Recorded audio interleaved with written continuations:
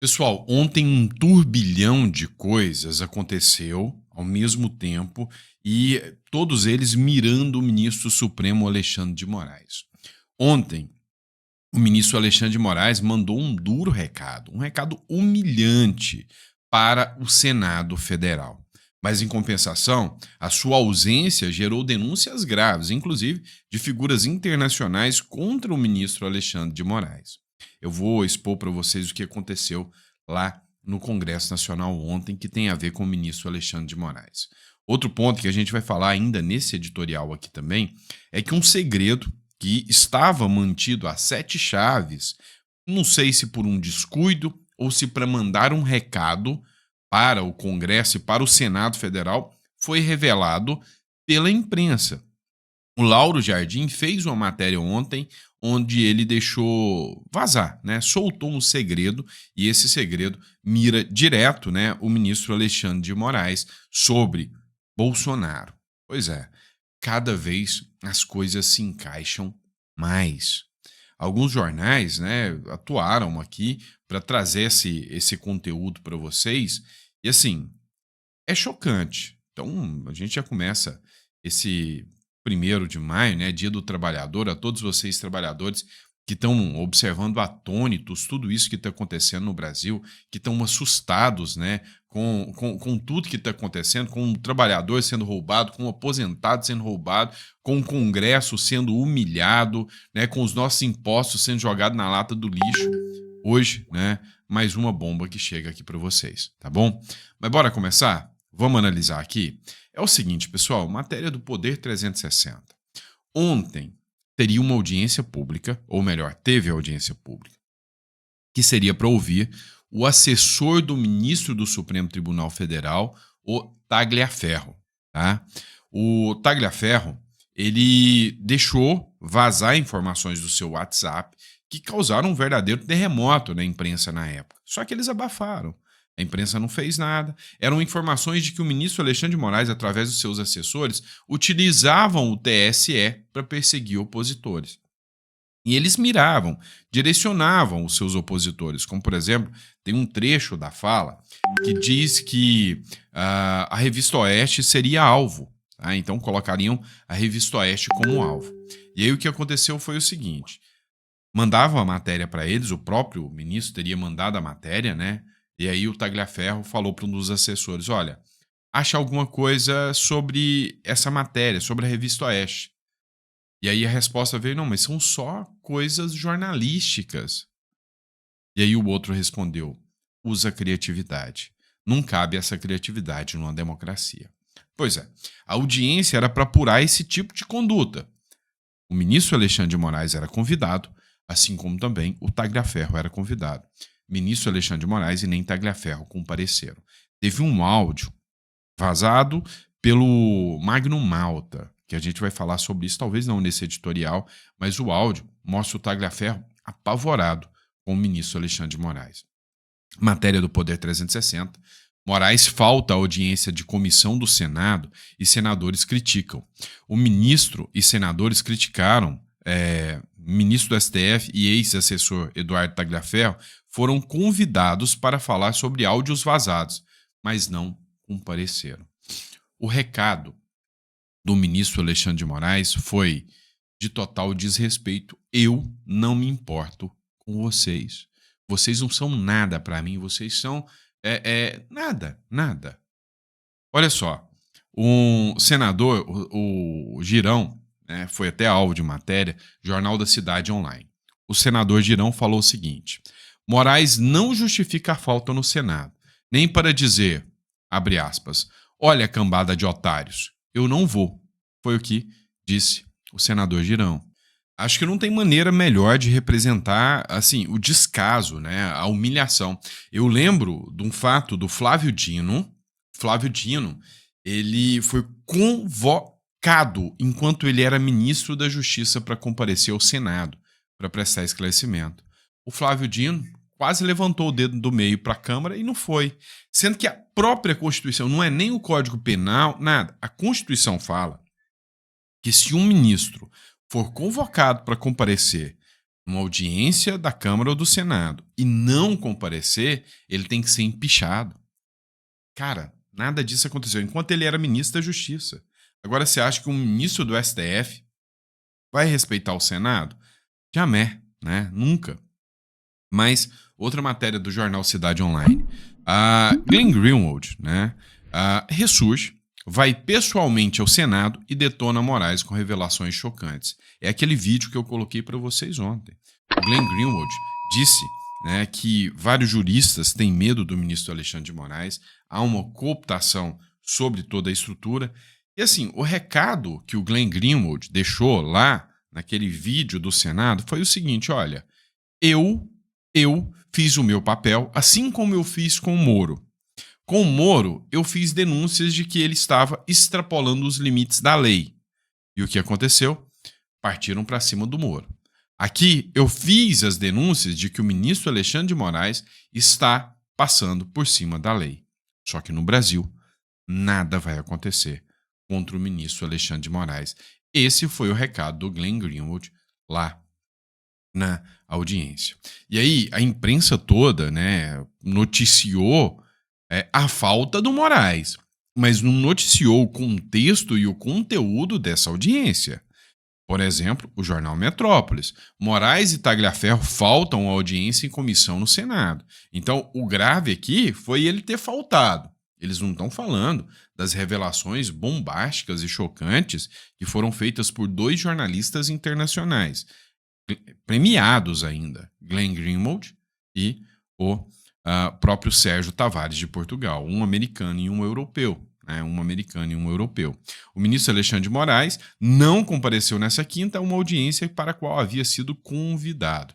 Também faltou o seu assessor. Tagliaferro, porém, informou por meio de seu advogado que gostaria de falar em outra data, por videoconferência. Moraes não se manifestou. Como foram convidados, eles não eram obrigados a comparecer. E aí o que acontece? O Tagliaferro, ao que tudo indica, ele quer abrir o bico. E aí, isso sabe, chama muita atenção. Porque é perigoso o que pode acontecer com o Tagliaferro, segundo informações dele mesmo. Porque o Tagliaferro pediu para remarcar. Olha só a Revista Oeste tratou das denúncias que foram feitas. Foi uma matéria muito corajosa de expor isso na mídia. No regime que a gente vive hoje, fazer uma matéria como essa é fruto de coragem e comentar isso como eu estou fazendo é fruto de coragem.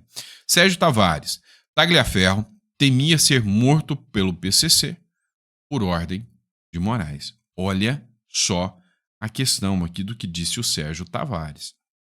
A Comissão de Segurança Pública do Senado realizou na quarta-feira uma audiência pública para investigar os desdobramentos da chamada Vaza Toga. O jornalista português Sérgio Tavares foi o primeiro a ser ouvido.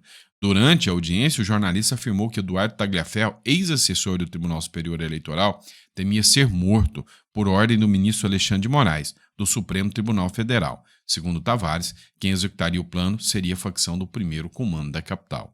Tavares divulgou uma conversa entre Tagliaferro e o jornalista Oswaldo Eustáquio.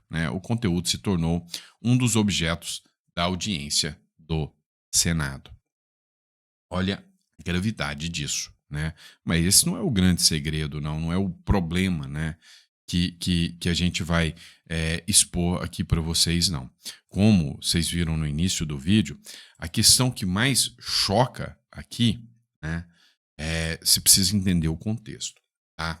Para você entender qual foi esse segredo revelado, pelo jornal O Globo, pela Bela Megali, seguindo o fio da meada de uma matéria do Lauro Jardim.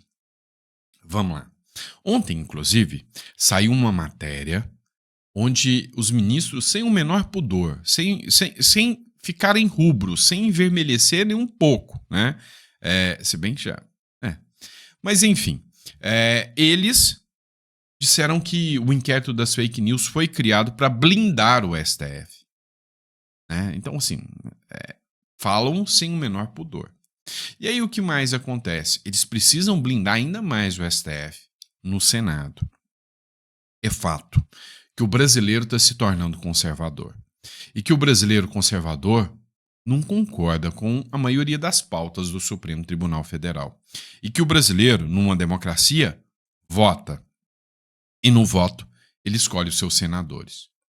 Os senadores da República são as pessoas que podem dar impeachment dos ministros do Supremo Tribunal Federal. Eles que escolhem o seu presidente. O que acontece? Agora, escolheram um presidente que é unha e carne com o Supremo Tribunal Federal, que é o Davi Alcolumbre. Pela segunda vez, o Bolsonaro apoiou o Davi Alcolumbre e leva uma punhalada nas costas pela segunda vez, né? Todo mundo sabe disso. Mas o fato é que, em 2026, com força do Bolsonaro, a chance de eleger um Senado grande e forte é gigantesca. Gigantesca. O que acontece? Se eleger um Senado forte, os ministros do Supremo serão empichados. É fato. Mas o que acontece? Há alguns meses atrás, um mês atrás, na verdade, o Lauro Jardim fez uma publicação, onde nessa publicação ele dizia como um ministro do Supremo Tribunal Federal vem marcando o território para impedir que Bolsonaro domine o Senado. Nessa matéria do Lauro Jardim, ele explica o seguinte, olha, tem um ministro do STF, não revelou quem, ninguém sabia qual era o ministro, se Barroso, que é o presidente do STF, se Gilmar Mendes, né, estaria articulando e pressionando governadores para que esses governadores apoiassem os candidatos do Senado da esquerda. Você não entendeu o errado. Vinha pressionando os governadores para os governadores lançarem candidatos da esquerda comprometidos em não confrontar o Supremo Tribunal Federal. E aí o que se dizia para esses governadores, o que era o argumento para esses governadores apoiarem gente da esquerda para a direita não ganhar no Senado, não se sabe. Agora, tudo revelava, ficava em dúvida quem seria o ministro que estaria atuando tão descaradamente de forma político-partidária contra os interesses dos cidadãos, da democracia. Porque ministros do STF interferindo, né, na escolha dos eleitores e nos votos, isto é a mais pura violação da democracia. Você concorda comigo? Não é isso? E aí vem a matéria, né? Vem a bomba. A Bela Megali lança a seguinte matéria. O fator Alexandre de Moraes no mau humor de Bolsonaro com o governador do Rio de Janeiro. Como assim fator mau humor Bolsonaro? O que essa matéria quer dizer? Ah, já sei, o Bolsonaro tá com medo do Alexandre de Moraes mandar prender ele e o governador do Rio não defendeu o Bolsonaro. Seria este o caso? Calma, que é mais grave ainda do que isso. Dá uma olhada aqui, ó. Em conversas com integrantes do PL, nas últimas semanas, Bolsonaro passou a sinalizar que Castro não é a sua primeira opção para concorrer ao Senado pelo Rio de Janeiro em 2026. Por quê? Há uma disputa interna no partido entre nomes que buscam cacifar para concorrer ao Senado ao lado de Flávio Bolsonaro. Então, um dos candidatos é o Flávio Bolsonaro. Tá? Abre aspas, fica bravo, não tem problema. O mesmo Flávio Bolsonaro que não assinou a CPI da Lava Toga e por culpa disso só faltou uma assinatura. E o Flávio Bolsonaro não assinou. A CPI da Lava Toga não foi aberta quando o Bolsonaro estava no poder e tinha força. Tá? Vamos lembrar disso. Mas o Flávio Bolsonaro é um candidato ao Senado. Não é a primeira opção para concorrer, né? Até o momento, o ex-presidente garantiu ao senador Carlos Portinho que a vaga é dele. Membros do PL, este é o ponto importante. Membros do PL afirmam que o mau humor de Bolsonaro com o governador do Rio tem ligações com o ministro do Supremo, Alexandre de Moraes. O ex-presidente acredita que Castro, que tem bom trânsito na corte, teria relação com o fato de Moraes segundo integrantes do PL, está estimulando governadores a concorrerem ao Senado em 2026. Então, quem é, né, aqui do Lauro Jardim, o ministro que está articulando politicamente, convencendo os governadores a concorrerem ao Senado para blindar o STF? Ou seja, traindo, de certa forma, ali, né, o Bolsonaro, que é o caso do do Cláudio Castro, né? Então você está diante de uma situação onde um ministro do STF chega no Cláudio Castro e fala: você vai concorrer ao Senado. Ah, mas o Bolsonaro disse que não sou a opção do PL. Não quero saber. Você vai concorrer, você vai usar a máquina pública para ganhar, seja contra o Bolsonaro.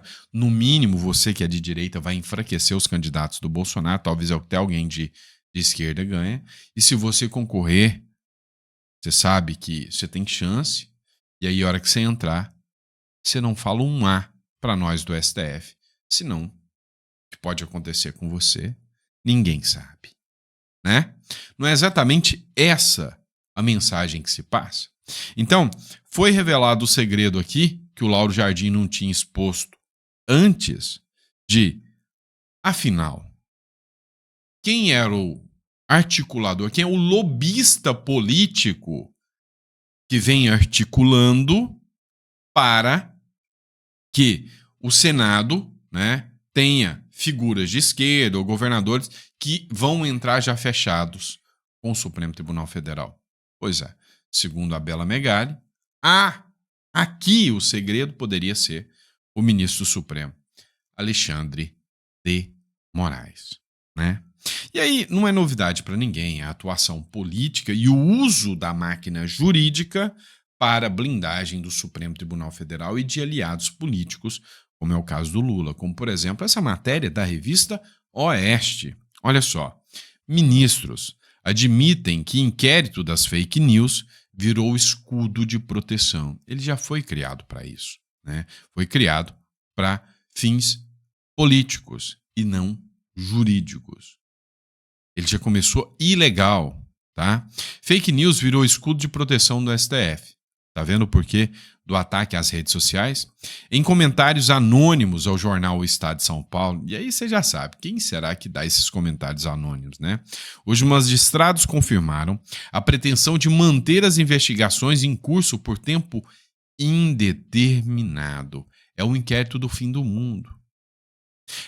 Na época, teve um deputado que falou que este é o verdadeiro AI-5 que se aplica no Brasil. Ou seja, é aqui que amplos e supremos poderes foram dados ao STF, de maneira que ninguém, absolutamente ninguém mais, tem qualquer possibilidade sequer de questionar o Supremo Tribunal Federal. Então, o inquérito das fake news já admitem os ministros, sem o menor pudor, de que os inquéritos das fake news vai ter duração eterna, indeterminada. É a chancela de que esse inquérito das fake news, qualquer um que fale contra, ou que questione, ou que incomode, vai parar num inquérito que pode levar você para trás das grades, pode te deixar sem redes sociais, pode tirar todos os seus recursos, pode censurar jornais, revistas, enfim, né? Colocou o Glenn Greenwald dentro do inquérito das fake news. Colocou o Elon Musk dentro do inquérito das fake news. Para você ter uma noção do tamanho disso. A Marina Helena comentou exatamente sobre essa publicação da revista Oeste. Olha o que ela escreveu aqui. Marina Helena, não sei se você lembra, Marina Helena foi aquela candidata à prefeitura de São Paulo pelo Partido Novo. Olha o que ela escreveu hoje. Perderam a vergonha. Ministros do STF admitem que o inquérito do fim do mundo serve para blindar a corte de críticas. Abuso de autoridade admitido. Óbvio que não querem que acabe. Enquanto abusarem do poder, haverá críticas. A ideia é continuar abusando. Ela continua. Há ministros que querem que o inquérito ilegal, que pode investigar qualquer um por qualquer coisa, sem controle externo e sem acesso aos autos dure para sempre. Afinal, eles mesmos admitem que é para se blindar. E aí, né? Não tem o que se falar aqui, não tem argumento, né? Não tem questionamento acerca de toda essa situação. Ou seja, se você literalmente tem um videozinho do Zé Carioca, né? É uma esculhambação, é um meme, né? Onde o Pato Donald chega no Zé Carioca e fala: "E aí, ô Zé Carioca, como é que tá o Brasil?" E aí o Zé Carioca responde: "Olha, Pato Donald, eu não posso reclamar." E o Pato Donald: "Que maravilha! Então o Brasil tá ótimo, tá tudo bom, né? Não é isso?" Ele: "Não, é porque eu não posso reclamar mesmo." Cara, representa demais o Brasil que nós temos. Para encerrar, para a gente fechar tudo isso aqui, né? Tem um videozinho da Madeleine Laxo, né?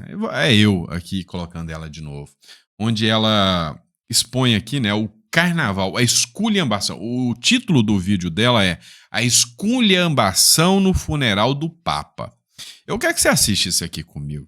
Cara, ela é irônica, ela é ácida. Eu gosto do padrão aqui jornalístico dela. Dá uma olhada. O Lula já entregou para Deus. Já agora tá só descendo ladeira e pronto. E não tá mais nem aí, não tá mais ligando, chutou o balde. É isso que dá a impressão, de que chutou o balde e a gente está na esculhambação total. É uma esculhambação. Não só o tamanho da comitiva. No meio da comitiva, uma coisa que eu não entendi, secretária de Finanças do PT. Aí, eu tinha imaginado, por que levou essa secretária? Deve ser uma pessoa muito católica, uma pessoa que respeita, sei lá. Ela e um deputado de Minas Gerais que foram, começam a me fazer videozinho para rede social durante a missa de Ezequias, que é a missa fúnebre, a última missa de corpo presente do Papa. Não precisa ser católico para entender que isso é um desrespeito. O que precisava?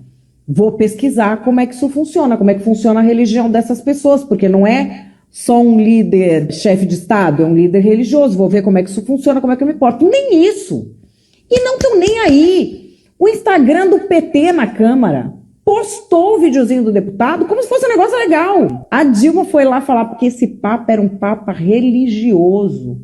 Que os outros papas eram o quê? Ateu. A gente achava que as falas da Dilma eram esculhambação. Não sabíamos o que o futuro nos reservava. E este futuro chegou. O Lula, gente. Infelizmente, né, este futuro chegou. Mas não vai durar para sempre, não. Né? A primeira coisa que a gente tem que ter é fé. Né? Mas assim, é literalmente essa sensação que nós temos do Brasilzão. Né? Abraço, pessoal. Fiquem com Deus e eu vejo vocês daqui a pouquinho no próximo editorial. Põe água no feijão que eu tô voltando ao meio-dia pra gente bater mais um papo sobre política, sobre geopolítica, sobre economia, tudo que rola no nosso Brasilzão. Beleza? Abraço.